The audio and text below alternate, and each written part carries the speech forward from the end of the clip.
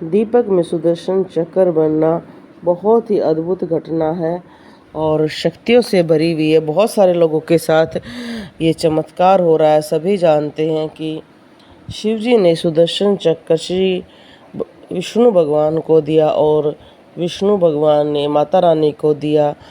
ऐसे ही बहुत सारे देवी देवताओं में सबसे प्रिय सुदर्शन चक्र ही रहा है, क्योंकि ये बहुत ही शक्तिशाली है और आप सभी को पता है इसका जब ये चलता है तो बिना कार्य करे ये कभी भी वापस नहीं लौटता है और इसके बारे में सभी जानते हैं।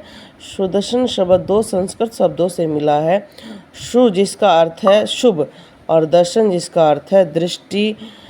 और जैसे कि एक चक्र जो चलता है तो हर कार्य को पूर्ण आपके दीपक में भी अगर ऐसी आकृति बनती है तो ये बहुत ज़्यादा शक्तियों से भरी है। कहते हैं कि सुदर्शन चक्र के दर्शन करने मात्र से हमें श्री राम की भक्ति प्राप्त होती है और बहुत सारे क्षेत्रों में तो सुदर्शन चक्र की पूजा भी होती है। आप देखते हैं कि माता रानी का भी यह विशेष प्रिय अस्त्र रहा है और ऐसे ही विष्णु भगवान ने इसका प्रयोग किया, श्री कृष्ण भगवान ने इसका प्रयोग किया।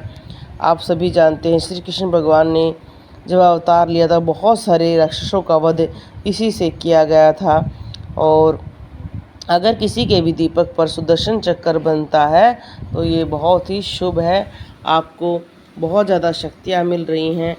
आपके शत्रु आपसे दूर भागना शुरू कर देंगे, क्योंकि सुदर्शन चक्र बनने का अर्थ ही यही होता है कि जो आपके शत्रु हैं, जो आपसे शत्रु भाव रखते हैं, धीरे धीरे वो आपके जीवन से बहुत ही दूर चले जाएंगे। क्योंकि कहते हैं कि जिसके पास सुदर्शन चक्र की अमोघ अस्त्र जैसी शक्ति होती है उससे सभी राक्षस डरते हैं। आपने महाभारत काल में भी सुदर्शन चक्र के बारे में पढ़ा। ऐसे ही आप सभी जानते हैं कि सुदर्शन चक्र हिंदू धर्म में बहुत ही पवित्र माना गया है और कहा जाता है कि जब भगवान राम जी के रूप में अवतार में आए थे तो भरत सुदर्शन चक्र के ही अवतार थे। तो जैसे बहुत ही सेवा भाव रहती है तो जिसके भी दीपक पर ऐसी आकृति बनेगी तो उसे अपने प्रभु से सेवा भाव बहुत ज़्यादा रहेगी। जब माता काली ने भी रूप धारण किया था तब विष्णु भगवान ने उन्हें सुदर्शन चक्र दिया कि हे माते आप इससे असुरों का वध करें, क्योंकि इससे जिस भी राक्षस का वध हुआ है वो बहुत ही अलौकिक लोक में प्रवेश कर गया है। क्योंकि कहा जाता है सुदर्शन चक्र बहुत ही पवित्र होता है और यह मुक्ति प्रदान करने वाला होता है। अगर किसी के भी दीपक पर सुदर्शन चक्र की आकृति उभर रही है दीपक में या प्रकाश में, तो उसके घर में आप समझ लो कि कोई ना कोई ऐसी शक्ति विराजमान है कि जो उसका बुरा नहीं कर सकता कोई भी। क्योंकि आज के युग में बहुत तरीके से लोग हमारा बुरा करते हैं, हमारी बुराइयां करके, हमारे ऊपर तंत्र करके, हमारे मन के अंदर भी हमारे शुभ चिंतकों के प्रति बुरे भाव लाकर, तो उससे भी हमारा बहुत बुरा होता है। परंतु कहा जाता है कि सुदर्शन चक्र अगर आपके दीपक में बन रहा है तो इसका अर्थ है कि आपके घर में रक्षा है। आपके घर में ऐसा चक्र का अर्थ पूरा का पूरा आपका घर ऐसे चक्कर के उसमें है कि जिसका कोई भी बाल बाका ना कर सके।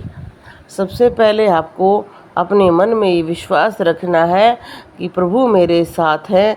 अपने घर में बैठकर आराम से आप पूजा करें।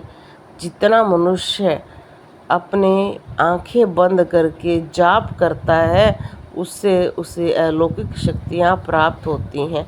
हर मनुष्य के अंदर शक्तियाँ होती हैं और उसे जागृत करने का उद्देश्य या कार्य उसको स्वयं ही करना होता है। आप सभी के कुल देवता होते हैं, पितृ देवता होते हैं और आपके इष्ट देवता होते हैं। उन पर ध्यान धरकर पूजा करें, अंधविश्वास में कभी ना बढ़ें और लोगों के बहकावे में कभी नहीं आना चाहिए। बहुत सारे लोग इकट्ठे होकर ये कहते हैं कि हमारे इधर आने से ये लाभ होगा या इस संत के पैरों की धूल आप मिट्टी लगा लोगे तो लाभ होगा। ऐसा कुछ नहीं होता है, तो उनसे बचें। और अगर आपके दीपक में सुदर्शन चक्र बन रहा है तो सुरक्षा तो आपकी स्वयं हो रही है, आपके घर की सुरक्षा हो रही है, आपके परिवार की सुरक्षा हो रही है। आपको सिर्फ क्या करना है, प्रभु का जाप करना है, सीताराम सीताराम सीताराम सीताराम, या आपके जो भी कुल देवता है उनकी पूजा करनी है। अगर आप कोई इच्छा पूर्ति कराना चाहते हैं तो जब भी इस तरह का दीपक बन रहा है तो अपनी इच्छा एक कागज़ पर लिखकर, अपना नाम लिखकर और प्रभु के चरणों में रखें और 11 दिन तक लगातार आप चींटियों को आटा खिलाकर आए। आपकी 6 महीने के अंदर वो इच्छा पूरी हो जाएगी। बोलो जय श्री राम, जय बालाजी महाराज। आप हमारी वीडियो देखते हैं रोहतक हरियाणा से, और अगर आपके साथ भी ऐसे सुंदर सुंदर अनुभव हो रहे हैं तो आप भी अपनी वीडियो भेज सकते हैं और आपकी भी वीडियो चैनल पर आएगी। बोलो जय श्री राम।